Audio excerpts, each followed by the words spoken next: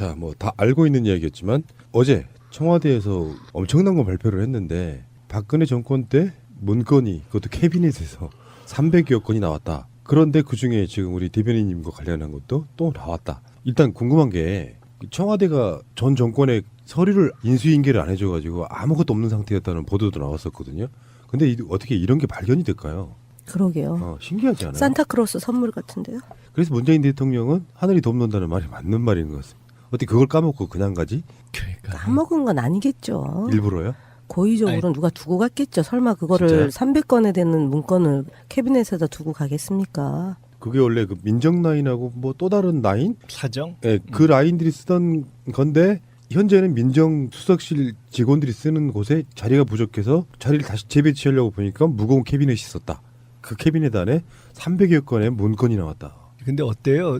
우리 김영 대변인 춘추관 계실 때 춘추관은 사정이 어땠어요? 그러니까 무슨 얘기냐면은 며칠 전에 우연히 청와대 어느 부서에 있는 분들 몇 분들하고 업무 관계로 이렇게 저녁 먹고 얘기할 틈이 있었어요. 근데 열악한 업무 환경을 얘기하면서 의자 같은 거 있잖아요. 비걱비걱 소리 나고 외부인 들어오면 뭐 앉힐 데가 없고 할 정도. 그럼 총무비서관이 직무유기하고 있는 아니, 거죠. 그러니까 거기는 지금 이제 그 부서는 그렇다 그러더라고. 그거는 제가 볼 땐 좀 이상한 거죠. 그래요? 예. 춘추관은 괜찮았던 모양이네. 이런 저런 등등 잘 정리가 안 된 상황에서 누가 고의로 놔뒀을 가능성이 좀 더 높겠네. 왜냐면 막판에 싹 정리를 했을 그렇죠. 테니까. 자기가 갖고 있는 물건에 대해서는 자기가 다 정리하게 돼 있죠. 결국은 그때 탄핵 국면이고 대통령 파면되고 이럴 때 일이 없기 때문에 서류 정리를 다 하고 그러니까 누가 우스갯소리를 하잖아요. 거기는 파쇄기를 대형 파쇄기 사고도 일을 안 한다. 파쇄기도 직무유기 아니야 이렇게 얘기를 하죠.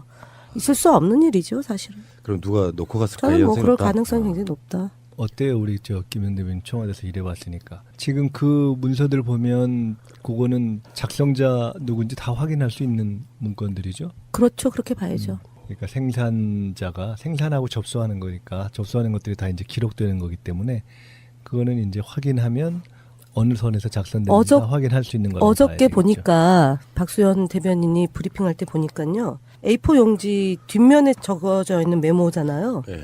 그러니까 그렇게 보면은 수석 보좌관 회의 자료일 것 같아요. 그러니까 A4 용지가 전체는 수석 보좌관 회의에 그 배포된 자료고 그 뒤에다 메모한 거죠. 그리고 그 메모된 내용을 다시 김영환 그 전 민정수석이 비망록에 옮겨 적죠. 그래서 저의 경우는 다그치도록이라는 생생한 용어가 그때 이제 장이거든요. 그게 9월 19일인데 비서실장이 그러니까 저의 경우 이제 대리기사 남부 고발 다그치도록 돼 있거든요. 근데 그 김영환 민정수석 빈막록에는 다그치도록이라는 내용은 없어요. 엄정 수사, 대리기사 남부 고발 철저 수사 이렇게만 생생한 인말이네. 네, 그러니까 바로 받아 쓴 거지. 받아 쓴 이거는. 거죠. 네. 다그치도록이라는 얘기가. 그러니까 회의에서 김기춘이 이야기하는 걸 받아 쓰고 네. 나중에 비망록에 이제 정리해서 네. 요약한 거죠. 네. 그러니까 대리기사 남부 고발 엄정 수사 라고 돼 있어요. 엄정 수사. 근데 여긴 철저 수사, 지휘, 다그치도록 이렇게 돼 있는 거죠. 네. 어떠십니까? 이런 어마어마한 문건 속에 또 등장해.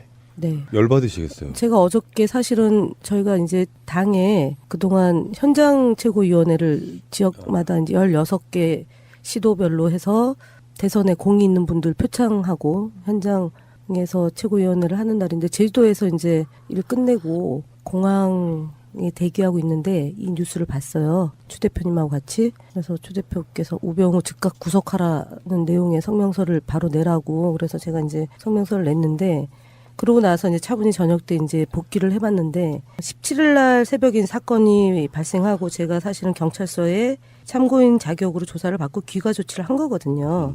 그리고 18일 날 새벽에 이제 그 대리기사가 저는 이 사건과 무관하다는 내용의 글을 남기죠. 그러고 나서 이분이 19일 날 조사를 받았을 때만 하더라도 저는 별로 뭐 내용이 없었어요. 근데 갑자기 23일 날 자유청년연합에서 저를 고발장을 남부지검에 이제 제출을 하죠. 그러고 나서 피의자로 둔갑이 돼요. 그래서 23일 날 제가 이제 영등포 경찰서에 원래는 참고인으로 조사를 받으러 갔는데 갑자기 제가 명함 빼서라는 그 말을 했고 그것으로 인해서 폭행이 유발됐기 때문에 피의자로 조사를 받아야 된다라는 거예요.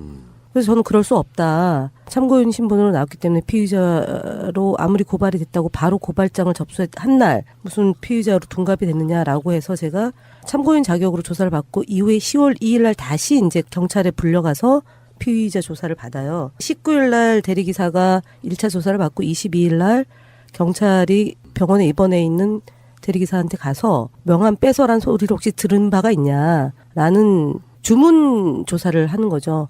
그래서 그런 것 같다라고 얘기하면서 제가 이제 여기서 이제 명함 뺏어라는 말이 나오면서 사건이 키워지는 건데 결국은 이날 김기춘의 대리기사 남부 고발 철저 수사 지휘 다그치도록 하는 29일 날 지시가 22일 날 관철이 되는 거죠. 그래서 종편도 그때부터 이제 키우는 거죠. 종편에서 네. 이제 20일부터 하루 종일 이제 보도가 돼서 40일 동안 다루죠, 이 문제를. 그리고 이즈음에서 현재 정치인 한 분이 저한테 슈퍼 갑질했다고 페이스북에 글을 올려서 그것이 종편에 이제 논리가 제공이 되는 거죠. 김민석 의원님의 형님께서 저를 보호해 주셨죠. 아니 제가 그러시구나. 그때 기억이 나요. 생생하게 이렇게 보는데 아주 단순하게 생각했어요. 저는 그 상황 팩트를 모르니까. 근데 아니 세월호 유가족들을 저녁을 먹었건 소주를 한잔 했건 아니, 늘 마음이 짠해가지고 같이 있다가 저녁 같이 먹을 사람이 죄야. 그거 아무도 신경도 안 쓴 놈들이 죄야. 나 그냥 딱 그러니까. 아주 단순하게 생각을 한 거예요. 근데 왜 저걸 갖고 마치 그렇게 같이 저녁을 하고 이런 것 자체가 뭐 문제인 것처럼 막 몰아가더라고. 그렇죠. 예, 그래서 그랬죠. 내가 야 어떻게 저럴 수가 있지? 그리고 왜 저렇게 하는데 당에서 말들을 안 하지? 그땐 저는 이제 당 밖에 있었기 때문에 그게 너무 좀 황당하고 안타깝더라고. 그래서 제가 아마 그때 네, 통화했죠. 통화했을 네, 거예요. 네. 제가 그래서 야 이거 좀 너무하는 거 아니냐? 왜들 가만히 있냐? 제가 이제 그런 얘기를 하고 아마 그때 그런 비슷한 얘기를 저희 형님하고도 했던 것 같아요. 근데 우리 형님이 어디다 이제 글을 어디에 쓰셨지? 프레시안에 쓰고 오마이뉴스하고도 인터뷰를 하고요. 뭐 하여간 그때 그랬었어요. 그래서 저는 그때는 지금도 굉장히 고맙죠. 김윤옥 목사님 고맙고 한국일보의 서하숙 기자님이 저를 네. 위해서 이제 칼럼을 썼다가 완전히 그냥 종편에서 이지매를 당했어요. 그분도. 근데 이제 보면 그럴 때가 있어요. 지금 이제 이것을 저쪽에서 이렇게 예를 들어 김기춘, 우병우 이렇게 해서 했다는 것도 문제지만은 지금 얘기를 하다 보니까 생각이 나는데 이런 상황이 딱 부딪혀서 종편이나 보수 언론이나 이런 데서 막 어떤 프레임을 잡아가지고 몰아가면 정신을 못 차리는 거예요. 그래서 어떤 일이 왜 정상적으로 이렇게 됐지 하는 거를 생각 못하고 그냥 거기에 우리도 모르게 부하내동하게 되는 경우가 있어요. 네, 물론 맞습니다. 경우에 따라서는 선의로 왜 이렇게 세월호 이 문제를 이런 것 때문에 이렇게 여론에 역풍을 되게 해 하는 그런 심지어 선의가 있을 수도 있는데 그것조차도 잘못하면 사실은 이제 상대의 프레임에 말리는 경우가 있어서 그때 제가 보면서 지금 그 생각이 드는 게 그때 제가 아마 당 밖에 있을 때 우리 김현 의원하고 통화를 하고 얘기한 게 한 두 사안이 있었는데 하나는 이 사안이었고 또 하나는 그 공천 때 컷오프. 이해찬 총리 막 컷오프 있죠. 이해찬 또 우리 정청래. 정청래 할 때 제가 야 왜들 저러냐 그랬던 기억이 나네요.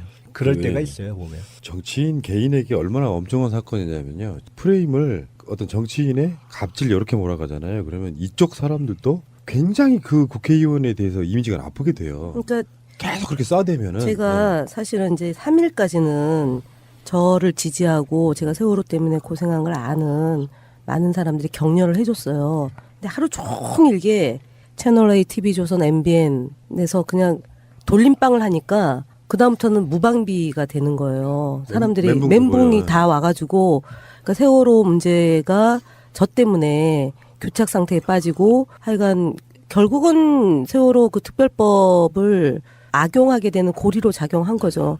그래서 저는 이거를 지금 이제 앞으로 어떻게 싸울 건가, 어떻게 진실 규명을 할 건가를 고민하는데 기본적으로 첫 번째는 영등포 경찰서예요.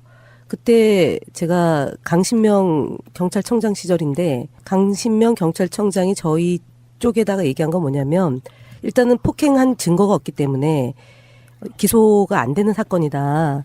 그다음에 현장에 있었던 것만으로 기소할 수 없는 사건이다라고 얘기를 했어요. 근데 23일 날 조사받으면서 그리고 10월 2일 날 조사받으면서 제가 기소가 된 거거든요. 그리고 이제 남부지검에 이제 송치가 돼 있잖아요. 제 사건이. 그러니까 첫 번째는 영등포 경찰서장과 수사과, 그다음에 서울경찰청장 요 라인에 있는 사람들이 누구로부터 지시를 받아서 저를 기소했는지를 따져야 되고요. 두 번째는 그 종편에 하루 종일 이 보도하게 된 배경 저는 알고 있어요. 당시에 청와대에서 지시가 내려갔어요. 종편에 전화를 해서 이 문제를 왜 안 다루냐, 왜 세게 안 다루냐라고 했고 그게 홍보수석실의 관계자예요. 그러고 나서 이것이 막 증폭이 되거든요. 그런 거하고 그다음에 이제 지금 현재 거론되고 있는 우병우 이제 민정비서관이 어떤 역할을 했는지 이제 이것이 이제 저는 이후에 다뤄야 되는 거고 특히 김기춘의 권력 남용이죠. 직권 남용이죠. 그러니까 이렇게 지시를 해서 결국은 정치인의 정치 생명을 끄는 거니까 이제 이 문제까지 해가지고 좀 들여다봐야 되는 사안이라고 보는 거죠. 최소한 보상을 받거나 이런 방법은 없어요? 민사소송이에요. 민사를 해야 되겠죠. 민사요. 민사를. 이게 거기서 권력 이제 남용으로 유죄가 인정이 되면 민사소송을 할 수 있어요. 민사를 해야 국가상대로. 되고. 김기춘요. 김기춘? 네. 그런데 이제 거기서 하나는 말을 이제 고쳐야 되는 게 우리 김현 대변인이 정치 생명이 끈질기고 길 거예요. 왜냐하면 정치인의 정치생명을 끊어놨다 이랬는데 당시에. 그렇지. 근데 이제 이렇게 멀쩡히 살아 있잖아요. 제가 가끔 농반전반 그런 얘기를 하는데 정치하다가 이렇게 어려움들을 겪을 때가 있잖아요. 우리 김현 대변인 같은 이제 아까 저 사안은 뭐 정치적으로도 그렇고 법적으로도 그렇고 그 억울함을 다 이렇게 벗어나는 과정에 있기 때문에 그런데 가끔 그런 경우에 이제 제가 얘기할 때가 있어요. 본인이 명확하게 잘못했고 그래서 법적으로도 명확하게 문제가 있고 그렇지 않은데 어려움을 겪는다. 그것은 길게 가면 반드시 보상받을 것이다. 근데 이제 그 과정이 고통스럽죠. 저는 두 개잖아요. 지금 국정원 그렇지. 적폐 청산 TF에 일받다가 그거 아닙니까? 감금? 국정원 여직원 감금 사건. 그다음에 이제 이거 이제 국정농단 문건 힘들겠지만 정치 생명이 길고 끈질길 겁니다. 근데 그렇잖아요. 진실 이런 걸 떠나가지고 지금 청와대에서 뭐 우리의 추측으로는 국정원도 연관이 있을 것 같고 경찰청 같은 데서 여기 표현이 다그치도록은 좀 표현이 그냥 사건 자체가 증폭될 수밖에 없는 단어가 딱 하나 나온 거예요. 다그치도록이. 아니 다그치도록의 고발이잖아요. 대리기사 고발. 이게 고발이 뭐냐고요. 고발이 도대체가. 그래요. 제가 참고인으로 끝난 사건을 저를 자유청년연합에서 고발토록 해서 남부지검에 고발해서 제 사건을 피의자로 둔갑시킨 게 이 고발이란 단어의 함이에요. 청와대는 어마어마한 그 권력이 그러니까 나는 이 진짜 가리고 가녀린 이 우리 국회의원 한 명을 완전히 그냥 사유적으로 매장시킨 사건인데요. 김현 대변인 울고 있어요 지금. 또 웃어. 좀 전에 거의 우는 표정이더만. 아 진짜 저 이것 때문에 우리 딸이 얼마나 힘들었는데요. 이 그러니까 사건. 다른 걸 떠나가지고요. 저쪽 사람들이 싫어하는 건 어쩔 수가 없는데 우리도 그때도 김현 대변인님 방송 전혀 연관이 없을 때도 엄청 편들었어요. 뭐 그게 그렇게 잘못이냐. 너무 과하다. 뭐 이렇게 이야기를 했었는데 언론이 한 몇십 일 동안 그런 방식으로 이제 한 사람을 이지매하듯 갑질이란 표현이 주는 그 이미지가 있어요. 권력을 가진 국회의원이 약한 대리기사 이런 분들을 권력으로 좀 억압해서 이런 뉘앙스를 주는 거잖아요. 그러니까 제 주변에서도 어. 그런 얘기 하는 사람들이 있었네. 기억이 나요. 그러니까 이쪽의 사람들도 저 사람 최소한 뭐 솔직히 제가 들은 이야기로만 들어보면 세월호 유가족들이랑 왜 술 먹고 다녀? 이렇게 됐단 말이에요. 이쪽 분들도 김현 대변인님을 별로 안 좋아하게 만드는 단초로 막 작용하는 그런 게 있단 말이에요. 맞습니다. 그래서 제가 사실은 새가 날아든다에 감사한 게 예. 이제는 말할 수 있다. 예. 고 해서 그때 이제 대리기사 폭행 사건이 어떻게 발생하게 됐고 조작 과정이 어떻게 됐는지를 소상히 제가 그렇죠. 나와서 예. 얘기를 하고 그다음에 이제 푸나님께서 김민석 원장님하고 같이 듀엣으로 프로그램 하는 게 어떻겠냐고 딱 제안한 게 이제 새가 날아든다에 오면 일단 첫째 정치 생명이 길어져요. 길어져요. 그리고 끈질겨져요. 그럼 추미애 대표님 불러요. 알겠습니다. 대변인님 이야기는 여기까지만 하시고요. 네. 방송 후 알려진 사실입니다. 국정원 직원 감금 사건에 대해서 검찰이 대법원에 상고를 했습니다. 서울중앙지검 공안 2부 이성규 부장검사 폭력행위 등 처벌법상 공동 감금 혐의로 기소된 이종걸 더불어민주당 의원과 강기정, 문병호, 김현 전 의원 등에 대한 항소심 판결에 불복해서 지난 13일자로 대법원에 상고를 했다고 합니다. 이해를 할 수가 없군요. 정권도 바뀌었고 서울중앙지검장도 윤석열 검사고 김현 우리 대변인님께서 이렇게 이야기하셨습니다. 그 후에 이 사건은 국정원마저도 최근 심각한 적폐 사건으로 지정해 진상조사를 하겠다고 나선 사건인데 법원도 항소심까지 무죄를 선고한 것인데 검찰이 무리하게 상고를 낸 것은 검찰이 적폐 청산 대상이라는 점을 확인시켜준 꼴이 아니냐 이렇게 말했고요. 검찰 개혁을 앞둔 시점에서 스스로 자정 노력을 하고 개혁을 해야 할 때 자신의 잘못은 인정하지 않는 모습은 검찰이 조직 이기주의에만 빠진 것을 보여주는 것이다 이렇게 입장을 밝히셨습니다.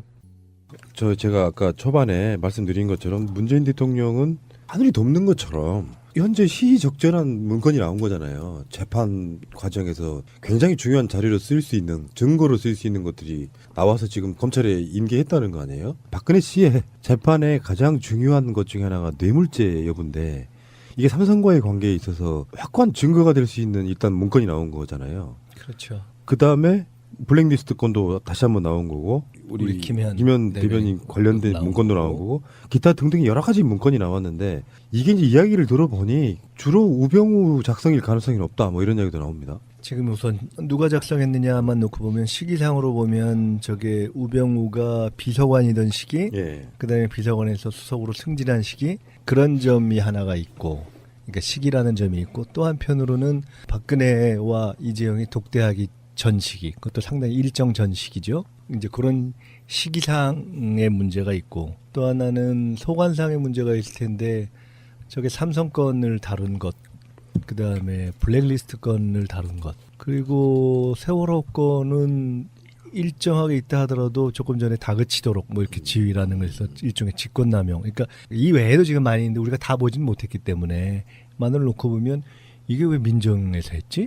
예, 라는 거잖아요. 그러니까 즉 민정의 핵심으로서의 우병우가 일정한 정무적 판단을 갖고 생산하거나 또 생산을 지시하거나 또는 최소한 그 내용을 갖고 보고했을 가능성이 높은 이제 이런 내용들이기 때문에 지금 말씀하신 그 뇌물죄만 놓고 본다면 지금 국가 경제에 기여하도록 하는 차원에서 하여간 뭔가 작동을 해줄 수 있다. 그리고 구체적인 예로 국민연금 얘기까지 하고 이러면 지금 박근혜가 얘기한 거는 내가 뭐하러 그런 걸 하겠느냐, 내가 뭘 알겠냐 이런 식으로 얘기했는데 이미 그 이전에 지금 표현을 보면 도와줄 수 있다, 지원할 수 있다라는 얘기가 나오잖아요. 그러니까 지원할 의사를 가지고 구체적으로 어떠한 방식으로 작동할 수 있다는 걸 검토한 내용이 이제 있기 때문에 사실은 이것을 놓고서 이제 일부에서는 이게 뭐 법률적인 증거로 채택될 수 있느냐 없느냐 어떤 문건의 성격을 갖고 따질 수 있겠으나 실제로 이 전판적인 정황을 파악하는 데 있어서는 뭐 아주 단단한 토대가 되겠죠. 경영권 승계 국면에서 삼성이 뭘 필요로 하는지를 파악해라. 요거는 그냥 도와주라는 거잖아요. 이재용하고 박근혜하고 덕대를 하고 여기에 김기춘 비서실장이 내려가고 김기춘 비서실장이 이런 방식으로 해서 이렇게 그래서 거기에 이제 안종범이 관여했을 것으로 보이고요. 사실 이런 속성상 증거 자체가 직접적으로 나오는 경우가 거의 없잖아요. 증거가 누가 안 된대요. 그러니까 그게 이제 논란이 될 수 있다. 증거난이냐. 검찰이 이거 갖고 논란 삼으면은요. 검찰은 개혁 대상이 아니라 그냥 없어져야 될 대상이죠. 그리고 실제로 지금 이제 얼마 전에 왜 원세훈 재판 이제 대법에서 확정 판결 지으려고 하다가 그때 세계일보에서 문건 나왔잖아요. 그리고 국정원 문건 맞다라고 원장이 확인해주고 나서 증거로 채택은 안 됐지만 상당히 신빙성 있는 걸로 확인된 거라서 그때 이제 판결을 24일로 미뤘잖아요. 그렇듯이 지금 현재 정유라의 진술, 예를 들어 삼성 그 말세탁에 대해서도 빼도 박도 못하는 진술이 있고 이런 증거가 있는데 저는 뭐 100% 이거는 네. 여기서 잠깐만요. 질문 하나만. 정유라가 어머니나 박근혜 씨에 반하는 내용의 증언을 했어요. 네. 대변님 어떻게 보세요? 정치권에서는 그게 왜 그렇게 현상이 일어났다고 보세요? 내리사랑이죠. 뭐 아들을 이제 본인이 키워야 되니까 엄마도 필요 없죠 이제는. 그냥 배신했다? 배신이 아니라 본질적으로 이제 엄마는 어른이니까 그냥 엄마는 엄마고 나는 이제 애를 키워야 되잖아요. 그러니까 내리사랑이라고요. 원래 사랑은 내리사랑이래잖아요. 저 왜 그런 질문을 하냐면 그게 최순실 박근혜와의 모종의 어떤 저는 그거 아닌 것 같던데요. 그러니까 저도 그렇게 생각하거든요. 독립채산제로 딸이 그냥 자기 살 궁리한 것 같아요. 성격이 단순하다 보니까 설득이 넘어간 문제라고 것 봐요. 같죠. 독특함. 그러니까 뭐 내리사랑도 있을 수 있고 독특함도 있을 수 있고 실제로 구체적인 사안 돌아가는 거에 있어서는 그냥 이렇게 아니 뭐 좋으니까 이렇게 받고 뭐 이렇게 하지만 자기가 아주 구체적인 작동에 자기가 관여하는. 아니 그러니까 왜 예전에 보면 애를 못 낳게 하니까 집을 뛰쳐나가가지고 돈은 받고 애는 낳고 그러고 이제 애를 또 키우려고 그러니까 독일로 또 가서 엄마의 조력을 받잖아요. 그리고 이제 엄마는 구속돼 있는데 보통의 경우는 엄마가 저렇게 구속돼 있으면 정말 울기라도 하는데 눈물이라도 흘리죠. 근데 안 하잖아요. 네. 그것이 그들 나름대로의 뭐가 작동해가지고 일종의 음모가 음모론이다. 있다. 이제 이렇게 에이, 보는데 저도 그렇게 그런 안 건 봐요. 아닌 것 예. 같아요. 음모론은 아니고 정유라, 캐릭터. 정유라 어. 자기 살 예. 궁리하는 거예요. 자, 다시 넘어가 보겠습니다. 어쨌든 그 정유라의 증언도 그렇고 이 문건도 그렇고 시적절한 시기에 기가 막힌 게 하나 나온 것 같아요. 하나가 아니라 300건 나왔는데 이게 어떻게 활용될지는 잘 모르겠습니다만 어려운 고비에 네, 신기하죠. 국민이 돕는 거죠. 뭐 국민이 저는 사실은 여소야대 이 국면이라든가 여러 가지를 놓고 보면 처음에 우리가 뭐 예상하고 또 어떻게 보면 각오하고 했던 건데 풀어가기가 쉽지 않은 건데 지금 검찰도 그렇고 검찰이 초반에 이제 자기 스스로 자살골 비슷하게 넣어서 그 내부에 이제 문제가 생기고 뭐 이런 것처럼 사필귀정이 이제 이렇게 역사 속에서 실현돼 가는 거 그러니까요. 아닌가 싶어요. 그러니까 저는 그런 부분에 대해서는 우리가 믿음을 갖고 이렇게 쭉 원칙을 맞습니다. 갖고 풀어가면 되는 거 아닌가 싶어요. 진짜 감사한 일이죠. 예. 그러니까 이제 박근혜 씨에게 몰락을 조금 더 돕게 되는 이게 사실 이게 안 나왔더라도 뭐 크게 물론 대세가 바뀌는 건 저는 아닌데. 예? 저는 감으로요. 제가 이제 제 사건 아까 이제 마무리 지으면서 실제로 제가 사석에서 메모가 있을 것 같다는 얘기를 한 적이 있어요. 저와 관련한 김기춘이 저를 제대로 엄청 이제 올가매라라는 지시를 내렸고 그 메모가 어딘가에 있을 것 같다는 얘기를 사석에서 했어요. 근데 딱 터지더라고요. 네. 저는 이제 미신적인 거는 믿지는 않지만 제가 요즘에 이제 항상 하는 말 중에 하나가 아이들이 덮고 있다. 그러니까. 그래서 아이들이 자기들에게 이렇게 몹쓸 짓 한 사람들을 다 몰락시키는데 막 일조하는 것 같은 사실 그런 느낌 그런 들어요. 뭐 주술적이고 미신적이고 이런 건 전혀 아니죠. 그건 어떤 역사의 흐름이니까. 예. 그래서 좀 숙연해지고 약간 소름 비슷한 게 아, 니들이 우리들 돕고 있구나 이런 생각 들 때면 코끝이 찡해요. 그렇게밖에 설명이 더 되냐고요. 예. 알겠습니다. 없는 단어가 딱 하나 나온 거예요. 다그치도록. 아니 다그치도록의 고발이잖아요. 대리기사 고발. 이게 고발이 뭐냐고요. 고발이 도대체가. 야. 제가 참고인으로 끝난 사건을 저를 자유청년연합에서 고발토록 해서 남부지검에 고발해서 제 사건을 피의자로 둔갑시킨 게 이 고발이란 단어의 함이에요. 청와대는 어마어마한 그 권력이 그러니까 나는 이 진짜 가리고 가녀린 이 우리 국회의원 한 명을 완전히 그냥 사유적으로 매장시킨 근데 사건인데요. 김현 대변인 울고 있어요 지금. 또 웃어. 좀 전에 거의 우는 표정이더만. 아 진짜 저 이것 때문에 우리 딸이 얼마나 힘들었는데요. 이 그러니까 사건. 다른 걸 떠나가지고요. 저쪽 사람들이 싫어하는 건 어쩔 수가 없는데 우리도 그때도 김현 대변인님 방송 전혀 연관이 없을 때도 엄청 편들었어요. 뭐 그게 그렇게 잘못이냐. 너무 과하다. 뭐 이렇게 이야기를 했었는데 언론이 한 몇십 일 동안 그런 방식으로 이제 한 사람을 이지매하듯 갑질이란 표현이 주는 그 이미지가 있어요. 권력을 가진 국회의원이 약한 대리기사 이런 분들을 권력으로 좀 억압해서 이런 뉘앙스를 주는 그러고 거잖아요. 보니까 제 주변에서도 어. 그런 얘기 하는 사람들이 있었네. 기억이 나요. 그러니까 이쪽의 사람들도 저 사람 최소한 뭐 솔직히 제가 들은 이야기로만 들어보면 세월호 유가족들이랑 왜 술 먹고 다녀 이렇게 됐단 말이에요. 이쪽 분들도 김현 대변인님을 별로 안 좋아하게 만드는 단초로 막 작용하는 그런 게 예, 있단 예, 말이에요. 예, 맞습니다. 그래서 제가 사실은 새가 날아든다에 감사한 게 예, 이제는 말할 수 있다. 예. 고 해서 그때 이제 대리기사 폭행 사건이 어떻게 발생하게 됐고 조작 과정이 어떻게 됐는지를 소상히 제가 그렇죠. 나와서 예. 얘기를 하고 그다음에 이제 푸나님께서 김민석 원장님하고 같이 듀엣으로 프로그램 하는 게 어떻겠냐고 딱 제안한 게 이제 새가 날아든다에 오면 일단 첫째 음, 정치 생명이 길어져. 길어져요. 그리고 끈질겨져요. 그럼 추미애 대표님 불러요. 알겠습니다. 대변인님 이야기는 여기까지만 하시고요. 네. 방송 후 알려진 사실입니다. 국정원 직원 감금 사건에 대해서 검찰이 대법원에 상고를 했습니다.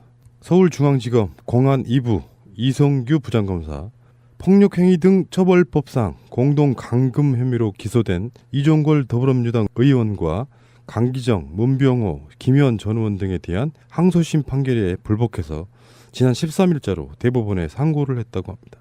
이해를 할 수가 없군요. 정권도 바뀌었고 서울중앙지검장도 윤석열 검사고. 김현 우리 대변인님께서 이렇게 이야기하셨습니다. 그 후에 이 사건은 국정원마저도 최근 심각한 적폐 사건으로 지정해 진상조사를 하겠다고 나선 사건인데 법원도 항소심까지 무죄를 선고한 것인데 검찰이 무리하게 상고를 낸 것은 검찰이 적폐 청산 대상이라는 점을 확인시켜준 꼴이 아니냐 이렇게 말했고요. 검찰 개혁을 앞둔 시점에서 스스로 자정 노력을 하고 개혁을 해야 할 때 자신의 잘못은 인정하지 않는 모습은 검찰이 조직 이기주의에만 빠진 것을 보여주는 것이다 이렇게 입장을 밝히셨습니다. 제가 아까 초반에 말씀드린 것처럼 문재인 대통령은 하늘이 돕는 것처럼 현재 시의적절한 문건이 나온 거잖아요. 재판 과정에서 굉장히 중요한 자료로 쓸 수 있는, 증거로 쓸 수 있는 것들이 나와서 지금 검찰에 인계했다는 거 아니에요? 박근혜 씨의 재판의 가장 중요한 것 중에 하나가 뇌물죄 여부인데 이게 삼성과의 관계에 있어서 확고한 증거가 될 수 있는 일단 문건이 나온 거잖아요. 그렇죠. 그 다음에 블랙리스트 건도 다시 한번 나온 거고 우리 김현 대변인 관련된 문건도 나온 거고 기타 등등 여러 가지 문건이 나왔는데 이게 이제 이야기를 들어보니 주로 우병우 작성일 가능성이 없다 뭐 이런 이야기도 나옵니다. 지금 우선 누가 작성했느냐만 놓고 보면 시기상으로 보면 저게 우병우가 비서관이던 시기, 예. 그다음에 비서관에서 수석으로 승진한 시기 그런 점이 하나가 있고, 그러니까 시기라는 점이. 그러고 나서 이제 차분히 저녁 때 이제 복귀를 해봤는데 17일 날 새벽에 사건이 발생하고 제가 사실은 경찰서에 참고인 자격으로 조사를 받고 귀가 조치를 한 거거든요.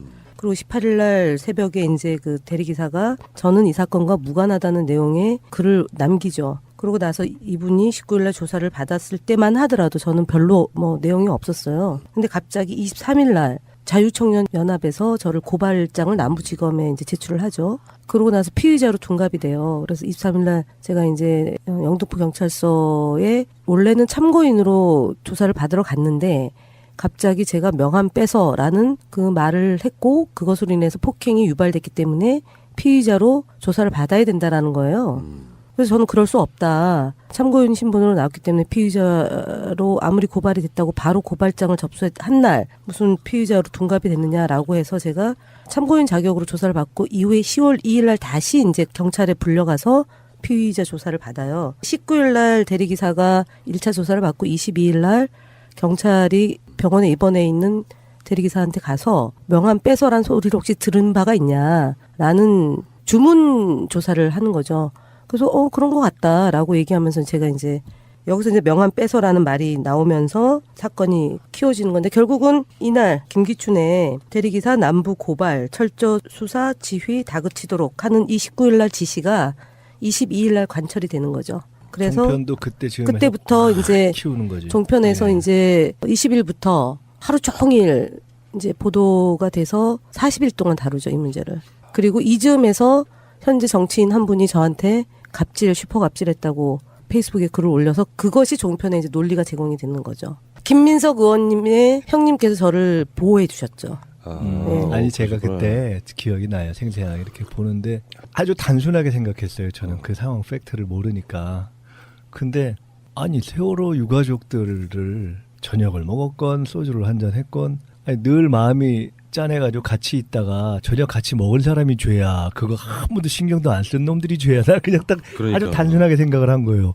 근데 왜 저걸 갖고 마치 그렇게 같이 저녁을 하고 이런 것 자체가 뭐 문제인 것처럼 막 몰아가더라고. 그렇죠. 그래서 내가 야 어떻게 저럴 수가 있지? 그리고 왜 저렇게 하는데 당에서 말들을 안 하지? 그땐 저는 이제 당 밖에 있었기 때문에 그게 너무 좀 황당하고 안타깝더라고. 그래서 제가 아마 그때 통화했죠. 통화했을 네, 거예요. 네. 제가 그래서 야 이거 좀 너무하는 거 아니냐? 왜들 가만히 있냐? 제가 이제 그런 얘기를 하고 아마 그때 그런 비슷한 얘기를 저희 형님하고도 했던 것 같아요. 근데 우리 형님이 어디다 이제 글을 어디에 쓰셨지? 프레시안에 쓰고 오마이뉴스하고도 인터뷰를 하고요. 하여간 그때 그랬었어요. 그래서 저는 지금도 굉장히 고맙죠. 김윤욱 목사님 고맙고 한국일보의 서하숙 기자님이 저를 위해서 이제 칼럼을 썼다가 완전히 그냥 종편에서 이지매를 당했어요. 그분도. 근데 이제 보면 그럴 때가 있어요. 지금 이제 이것을 저쪽에서 이렇게 예를 들어 김기춘, 우병우 이렇게 해서 했다는 것도 문제지만은 지금 얘기를 하다 보니까 생각이 나는데 이런 상황이 딱 부딪혀서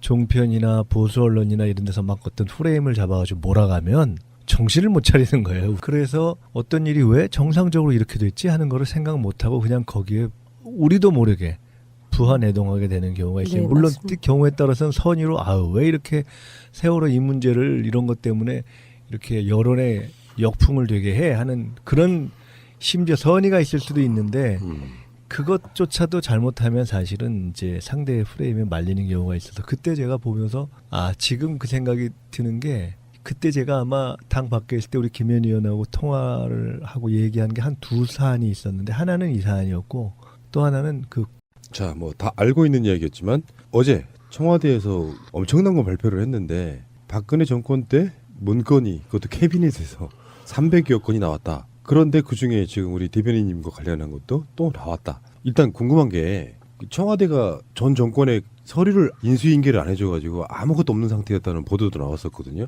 근데 어떻게 이런 게 발견이 될까요?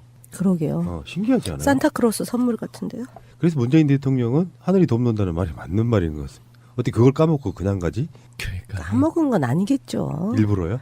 고의적으로 누가 두고 갔겠죠. 설마 그거를 진짜요? 300건에 되는 문건을 캐비넷에다 두고 가겠습니까? 그게 원래 그 민정 라인하고 뭐 또 다른 라인? 사정? 예, 그 라인들이 쓰던 건데 현재는 민정수석실 직원들이 쓰는 곳에 자리가 부족해서 자리를 다시 재배치하려고 보니까 무거운 캐비넷이 있었다. 그 캐비넷 안에 300여 건의 문건이 나왔다. 근데 어때요? 우리 김현 대변인 춘추관 계실 때 춘추관은 사정이 어땠어요? 그러니까 무슨 얘기냐면은 며칠 전에 우연히 청와대 어느 부서에 있는 분들 몇 분들하고 업무 관계로 이렇게 저녁 먹고 얘기할 틈이 있었어요. 근데 열악한 업무 환경을 얘기하면서 의자 같은 거 있잖아요. 비걱비걱 소리 나고 외부인 들어오면 뭐 앉힐 데가 없고 할 정도. 그럼 총무비서관이 직무유기하고 있는 아니, 거죠. 그러니까 거기는 지금 이제 그 부서는 그렇다 그러더라고. 그거는 제가 볼 땐 좀 이상한 거죠. 그래요? 예. 춘추관은 괜찮았던 모양이네. 이런 저런 등등 잘 정리가 안 된 상황에서 누가 고의를 놔뒀을 가능성이 좀 더 높겠네. 왜냐면 막판에 싹 정리를 했을 그렇죠. 테니까. 자기가 갖고 있는 물건에 대해서는 자기가 다 정리하게 돼 있죠. 결국은 그때 탄핵 국면이고 대통령 파면되고 이럴 때 일이 없기 때문에 서류 충분히 시간이 정리를 있었다. 다 하고 그러니까 누가 우스갯소리로잖아요. 거기는 파쇄기를 대형 파쇄기 사고도 일을 안 한다. 파쇄기도 직무유기하냐 이렇게 얘기를 하죠.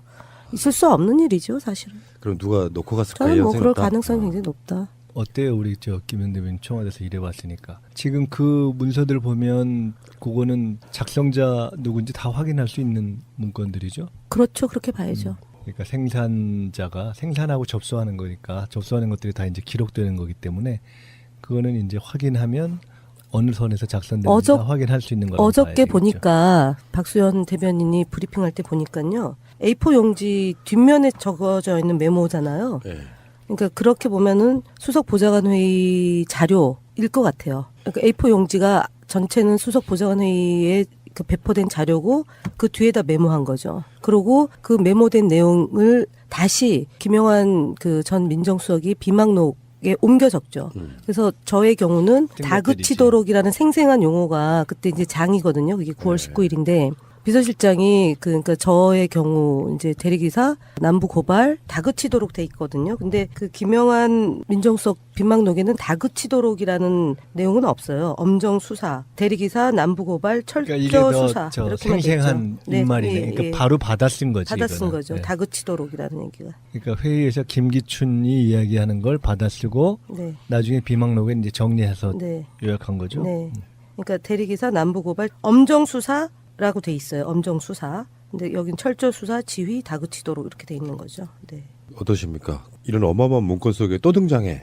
네. 열받으시겠어요. 제가 어저께 사실은 저희가 이제 당에 그동안 현장 최고위원회를 지역마다 이제 16개 시도별로 해서 대선에 공이 있는 분들 표창하고 현장에서 최고위원회를 하는 날인데 제주도에서 이제 일 끝내고 공항에 대기하고 있는데 이 뉴스를 봤어요. 추 대표님하고 같이. 그래서 추 대표께서 우병우 즉각 구속하라는 내용의 성명서를 바로 내라고 그래서 제가 이제 성명서를 냈는데 있고 또 한편으로는 박근혜와 이재용이 독대하기 전 시기, 그것도 상당히 일정 전 시기죠. 이제 그런 시기상의 문제가 있고 또 하나는 소관상의 문제가 있을 텐데 저게 삼성 건을 다룬 것, 그 다음에 블랙리스트 건을 다룬 것, 그리고 세월호 건은 일정하게 있다 하더라도 조금 전에 다그치도록 뭐 이렇게 지휘라는 것에서 일종의 직권남용. 그러니까 이 외에도 지금 많이 있는데 우리가 다 보진 못했기 때문에 만을 놓고 보면 이게 왜 민정에서 했지?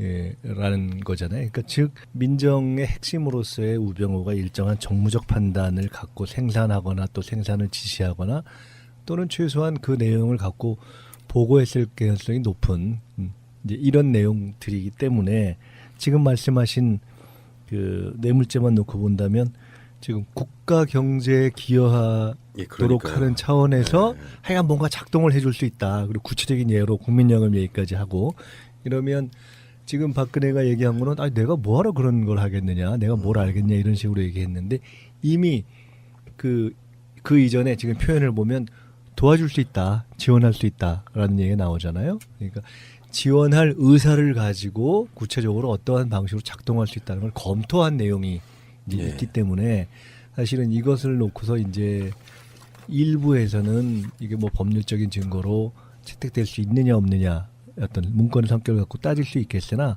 실제로 이 전반적인 정황을 파악하는 데 있어서는 뭐 아주 그렇죠. 단단한 토대가 되겠죠. 경영권 승계 국면에서 삼성이 뭘 필요로 하는지를 파악해라. 요거는 그냥 도와주라는 거잖아요. 이재용하고 박근혜하고 덕대를 하고 여기에 김기춘 비서실장이 내려가고 김기춘 비서실장이 이런 방식으로 해서 이렇게 그래서 거기에 이제 안종범이 관여했을 것으로 보이고요. 사실 이런 속성상 증거 자체가 직접적으로 나오는 경우가 거의 없잖아요. 증거가 누가 안 된대요. 그러니까 그게 이제 논란이 될 수도 있다. 증거는 아니냐. 아. 검찰이 이거 갖고 논란 삼으면은요, 검찰은 개혁 대상이 아니라 그냥 없어져야 될 대상이죠. 그리고 실제로 지금 이제 얼마 전에 왜 원세훈 재판 이제 대법에서 확정 판결 지으려고 하다가 그때 세계일보에서 문건 나왔잖아요. 그리고 국정원 문건 맞다라고 원장이 확인해주고 나서 증거로 채택은 안 됐지만 상당히 신빙성 있는 걸로 확인된 거라서 그때 이제 판결을 24일로 미뤘잖아요. 그렇듯이 지금 현재 정유라의 진술, 예를 들어 삼성 그 말세탁에 대해서도 빼도 박도 못하는 진술이 있고 이런 증거가 있는데 저는 뭐 100% 이거는 네. 여기서 잠깐만요. 질문 하나만. 정유라가 어머니나 박근혜 씨에 반하는 내용의 증언을 했어요. 네. 대변님 어떻게 보세요? 정치권에서는 그게 왜 그렇게 현상이 일어났다고 보세요? 내리사랑이죠, 뭐. 아들을 이제 본인이 키워야 되니까 엄마도 필요 없죠, 이제는. 그냥 배신했다? 배신이 아니라 본질적으로 이제 네. 엄마는 어른이니까 그냥 엄마는 엄마고 나는 이제 애를 키워야 되잖아요. 그러니까 내리사랑이라고요. 원래 사랑은 내리사랑이래잖아요. 저 왜 그런 질문을 하냐면 그게 최순실 박근혜와의 모종의 어떤 그 저는 그거 아닌 것 같던데요. 그러니까 저도 그렇게 생각하거든요. 독립채산제로 딸이 그냥 자기 살 궁리한 것 같아요. 성격이 단순하다 보니까 설득에 캐릭터 넘어간 것 문제라고 같죠. 봐요. 독특함. 그러니까 뭐 내리사랑도 있을 수 있고 독특함도 있을 수 있고 실제로 구체적인 사안 돌아가는 거에 있어서는 그냥 이렇게 아니 뭐 좋으니까 이렇게 받고 뭐 이렇게 하지만 자기가 아주 구체적인 작동에 자기가 관여하는 데 아니 그러니까 왜 예전에 보면 애를 못 낳게 하니까 집을 뛰쳐나가가지고 돈은 받고 애는 낳고 그리고 이제 애를 또 키우려고 그러니까 독일로 또 가서 엄마의 조력을 받잖아요. 그리고 이제 엄마는 구속 공천 때 컷오프. 이해찬 총리 막 컷오프 있죠. 이해찬 또 우리 정청래 할 때 제가 야 왜들 저러냐 그랬던 기억이 나네요. 그럴 그 때가 있어요 보면. 정치인 개인에게 얼마나 엄청난 사건이냐면요. 프레임을 어떤 정치인의 갑질 이렇게 몰아가잖아요. 그러면 이쪽 사람들도 굉장히 그 국회의원에 대해서 이미지가 나쁘게 돼요. 그러니까 계속 그렇게 싸대면은 제가 사실은 이제 3일까지는 저를 지지하고 제가 세월호 때문에 고생한 걸 아는 많은 사람들이 격려를 해줬어요. 근데 하루 종일 이게 채널A, TV조선, MBN에서 그냥 돌림빵을 하니까 그 다음부터는 무방비가 되는 거예요. 사람들이 멘붕이 다 와가지고 그러니까 세월호 문제가 저 때문에 교착 상태에 빠지고 하여간 결국은 세월호 그 특별법을 악용하게 되는 고리로 작용한 거죠. 그래서 저는 이거를 지금 이제 앞으로 어떻게 싸울 건가, 어떻게 진실 규명을 할 건가를 고민하는데 기본적으로 첫 번째는 영등포 경찰서예요. 그때 제가 강신명 경찰청장 시절인데 강신명 경찰청장이 저희 쪽에다가 얘기한 건 뭐냐면 일단은 폭행한 증거가 없기 때문에 기소가 안 되는 사건이다. 그다음에 현장에 있었던 것만으로 기소할 수 없는 사건이다라고 얘기를 했어요. 근데 23일 날 조사받으면서 그리고 10월 1일 날 조사받으면서 제가 기소가 된 거거든요. 그리고 이제 남부지검에 이제 송치가 돼 있잖아요. 제 사건이. 그러니까 첫 번째는 영등포 경찰서장과 수사과, 그다음에 서울경찰청장 요 라인에 있는 사람들이 누구로부터 지시를 받아서 저를 기소했는지를 따져야 되고요. 두 번째는 그 종편에 하루 종일 이 보도하게 된 배경 저는 알고 있어요. 당시에 청와대에서 지시가 내려갔어요. 종편에 전화를 해서 이 문제를 왜 안 다루냐, 왜 세게 안 다루냐라고 했고 그게 홍보수석실의 관계자예요. 그러고 나서 이것이 막 증폭이 되거든요. 그런 거하고 그다음에 이제 지금 현재 거론되고 있는 우병우 이제 민정비서관이 어떤 역할을 했는지 이제 이것이 이제 저는 이후에 다뤄야 되는 거고 특히 김기춘의 권력 남용이죠. 직권 남용이죠. 그러니까 이렇게 지시를 해서 결국은 정치인의 정치 생명을 끊은 거니까 이제 이 문제까지 해가지고 좀 들여다봐야 되는 사안이라고 보는 거죠. 최소한 보상을 받거나 이런 방법은 없어요? 민사소송이에요. 민사를 해야 되겠죠. 민사요. 민사를. 이게 거기서 권력 이제 남용으로 유죄가 인정이 되면 민사소송을 할 수 있어요. 민사를 해야 국가상고요? 되고. 김기춘요. 김기춘? 네. 그런데 이제 거기서 하나는 말을 이제 고쳐야 되는 게 우리 김현 대변인이 정치 생명이 끈질기고 길 거예요. 왜냐하면 정치인의 정치생명을 끊어놨다 이랬는데 당시에. 그렇지. 근데 이제 이렇게 멀쩡히 살아 있잖아요. 제가 가끔 농반전반 그런 얘기를 하는데 정치하다가 이렇게 어려움들을 겪을 때가 있잖아요. 우리 김현 대변인 같은 경우 이제 아까 저 사안은 뭐 정치적으로도 그렇고 법적으로도 그렇고 그 억울함을 다 이렇게 벗어나는 과정에 있기 때문에 그런데 가끔 그런 경우에 이제 제가 얘기할 때가 있어요. 본인이 명확하게 잘못했고 그래서 법적으로도 명확하게 문제가 있고 그렇지 않은데 어려움을 겪는다. 그것은 길게 가면 반드시 보상받을 것이다. 근데 이제 그 과정이 고통스럽죠. 저는 두 개잖아요. 지금 국정원 그렇지. 적폐 청산 TF에 일받다가 그거 아닙니까? 감금? 국정원 여직원 감금 사건. 그다음에 이제 이거 이제 국정농단 문건이 힘들겠지만 정치 생명이 길고 끈질길 겁니다. 근데 그렇잖아요. 진실 이런 걸 떠나가지고 지금 청와대에서 뭐 우리의 추측으로는 국정원도 연관이 있을 것 같고 경찰청 같은 데서 여기 표현이 다그치더라고는 좀 표현이 그냥 사건 자체가 증폭될 수밖에